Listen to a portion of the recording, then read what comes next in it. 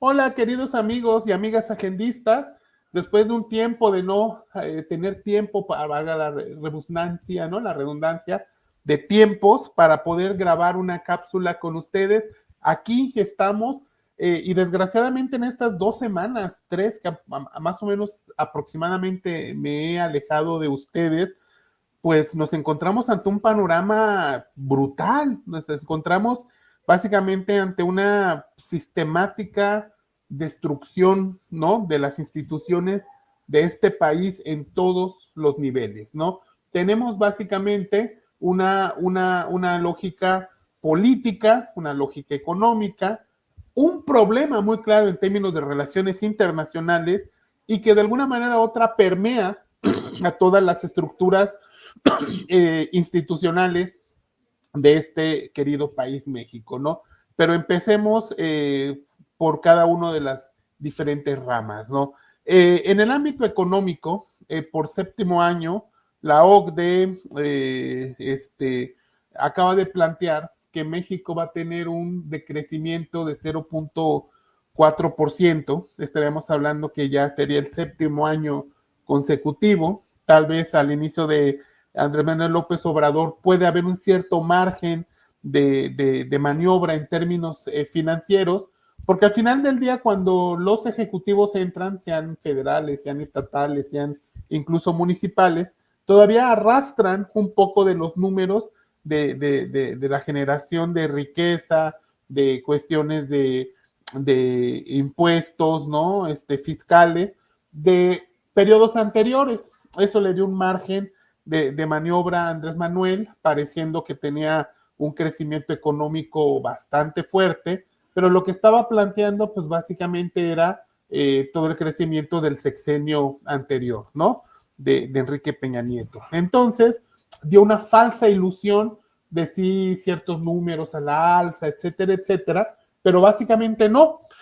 Básicamente andábamos teniendo un estancamiento económico, luego posteriormente un decrecimiento bajo una falsa idea de crecimiento. Sin embargo, básicamente, pues ya 7 años después, ya empezamos a ver los efectos reales de este decrecimiento económico y pues de alguna manera u otra la inflación es galopante, ya no alcanza el salario, hacer despensas, estamos hablando ya no de grandes despensas, sino despensas promedio para una familia mexicana, estamos viendo que ya están costando 1,500, 1,700 pesos, es decir, microeconómicamente ya nos están afectando y entonces de alguna manera u otra el Estado necesita obtener recursos de donde sea y viene todo este tema de la cacería fiscal, ¿no? De brujas fiscales que tenemos, ¿no?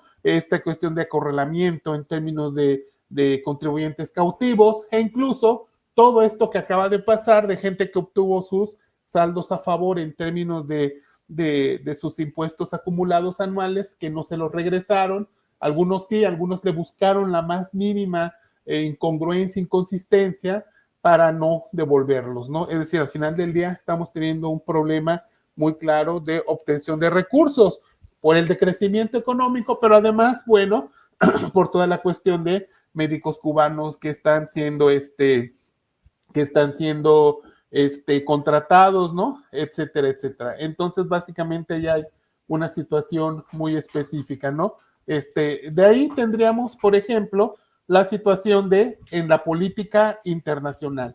La política internacional, básicamente, hay un problema muy, muy claro en términos de esta relación, básicamente con Donald Trump, bajo el entendimiento de que más o menos la relación con López Obrador siempre fue de sumisión, siempre se planteó todo lo que planteaba en esta primera etapa Donald Trump antes de Biden, pero de repente llega Claudia Sheinbaum con una debilidad muy fuerte en términos de la conducción política internacional, ¿no? Y además también su equipo no la ha ayudado, ¿no? Bueno, tenemos la delegada esta de Morena en Jalisco, tenemos las declaraciones tan desafortunadas de Fernández Noroña, presidente del Senado, ¿no? Tenemos pues básicamente muy malos muy malos procesos de comunicación en términos de lo que se estaba planteando en toda esta defensa de los derechos humanos por parte de los migrantes, y en un desliz lingüístico que la presidenta dice, vamos a movilizarnos. De repente olvidamos que la presidenta pues tiene un pasado guerrillero, ¿no? Tiene un pasado que tiene que ver con instrucción de estos grupos, ¿no? De guerrilla, contra guerrilla urbana, etcétera. Y el concepto movilizar significa violencia, efectivamente, ¿no? Entonces, de alguna manera u otra, ese desliz hace que empiecen estos conflictos contra el ICE, ¿no? Contra toda esta cuestión de procesos migratorios en Estados Unidos. Y bueno, pues Christine Noms, ¿no? La secretaria de Seguridad de Estados Unidos, diga, estamos responsabilizando abiertamente a Claudia Sheinbaum. Llega Noroña, se burla del presidente del Senado y le dice, te estás burlando de mí, pues te vamos a poner otro 5% más. Y sigue porque te vamos a seguir aumentando gradualmente la cuestión de los impuestos a las remesas. Entonces es una relación muy maltratada, ¿no? Muy mal abordada, ¿no? Muy mal abordada en términos de relaciones internacionales, entendiendo que el impacto de las palabras durante 6 años tuvimos, y este séptimo, pues con la presidenta Sheinbaum, tenemos una presidencia acostumbrada a señalar, acostumbrada a burlarse, acostumbrada a poner etiquetas, adjetivos, y nadie se atrevía a decir nada, por miedo, por temor, ¿no? Etcétera. Pero de repente enfrente, en la casa de enfrente, hay un personaje que sin ningún miedo, sin ningún pudor, va a decir, perfecto, te voy a contestar, te voy a señalar, te voy a señalar y voy a tener acciones específicas contra ti. Entonces, en ese sentido, creo que nunca pensó tener un interlocutor de esta naturaleza. Y entonces, pues al final del día, las relaciones internacionales en esos momentos con el mundo, pero con Estados Unidos, que al final del día es nuestro principal socio comercial, nos guste o no, básicamente están muy, muy tirantes, ¿no? En este sentido, y además ya Donald Trump entendió cómo apretar la relación política y le va a estar apretando tanto que en esta reunión que hay en Canadá ni siquiera se quedó a la cuestión. Ya la presidenta tiene que decir una excelente llamada telefónica, pero Trump está diciendo, no me importa reunirme contigo, yo simplemente me voy y si quiero te atiendo por teléfono y si no, no. Debe ser una muy mala situación. 3, mega simulacro, mega puesta en escena que fue la elección del Poder Judicial, ¿no? Mal planteada, no había cómo se iba a focalizar, no cómo iban a ser contados los votos, cómo iban a ser los procesos, ¿no? De elección, pero básicamente estallaron.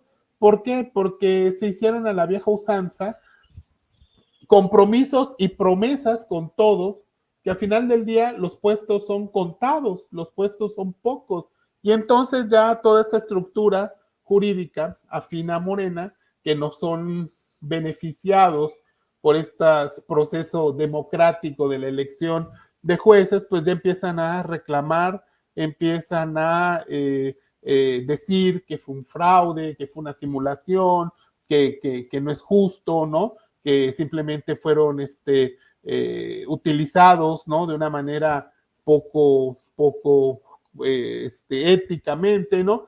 Entonces, al final del día, nosotros lo que estamos viendo es el retorno a un esquema autárquico del poder, tal como lo tuvo el PRI cuando fue un partido hegemónico.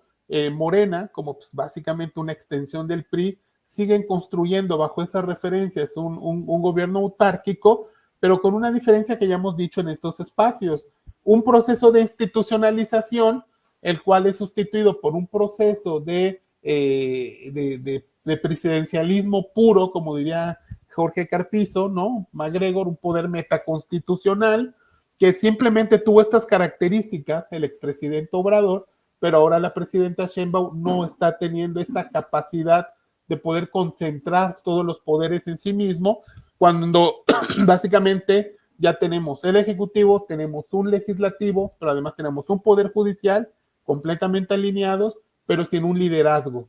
Eso hace que, pues básicamente, los pequeños líderes regionales, los pequeños virreycillos, ¿no? En términos de estructuras, pues básicamente se vayan por la libre. Y el ejemplo más claro lo podemos tener, por ejemplo, aquí en Veracruz, en la Universidad Veracruzana, ¿no? Al final del día, yo siento que puedo impulsar en ese sentido un proceso que puede ser legal, más no es legítimo en ese sentido, con un descrédito total por parte de la comunidad universitaria, ¿no? Pero finalmente yo me sostengo, e incluso ni siquiera haciéndole caso a un proceso de intervención de la propia gobernadora, la autonomía de la Universidad Veracruzana, pero ni siquiera haciéndole caso, ¿no? Y es un muy buen ejemplo de cómo estos personajes, ¿no?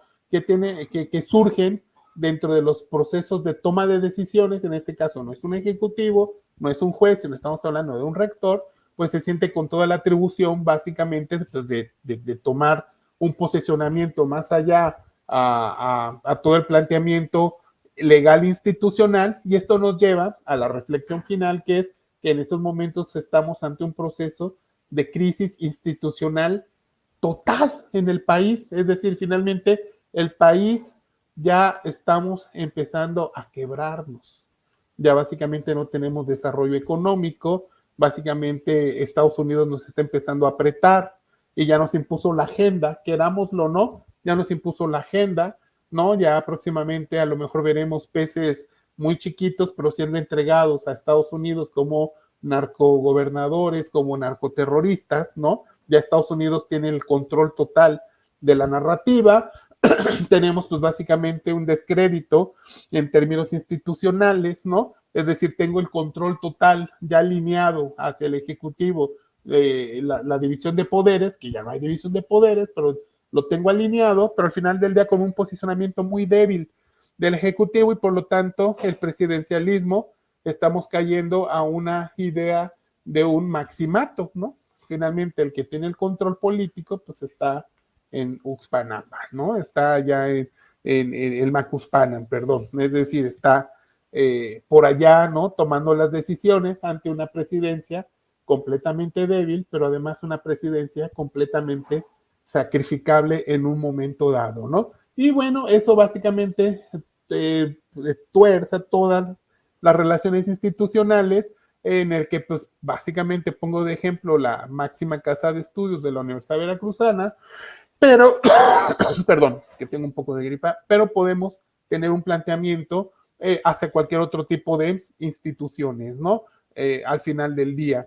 Entonces, creo que estamos en un estado de quiebre, básicamente institucional, en el cual no vamos a salir de manera tan fácil, pero que evidentemente, pues es producto de cómo hemos construido este sistema político no institucionalizado, sino básicamente caudillista, básicamente patrimonialista, y bueno, pues ahí están básicamente las consecuencias, ¿no? Acabo diciendo, es un panorama muy complejo, pero lo que lo hace más complejo es que simplemente estamos a menos de un año de la toma de poder de la presidencia. Es decir, si habláramos este escenario en quinto semestre, estoy pensando en la facultad, en el quinto año de gobierno lo puedo entender, ¿no? Pero estamos hablando en los primeros, ¿qué? 6 meses, 7 meses, cuando mucho, de la presidencia, ¿no? Es decir, se ha agotado demasiado rápido estos factores de equilibrio del poder político, institucional, pero además acelerado por la propia construcción del sistema político morenista. Pues muchas gracias, queridos amigas, amigos. He extendido un poco porque tenemos 3 semanas más o menos de no vernos, pero les mando un gran abrazo a todos, a todas, y nos estamos viendo en nuestra próxima charla.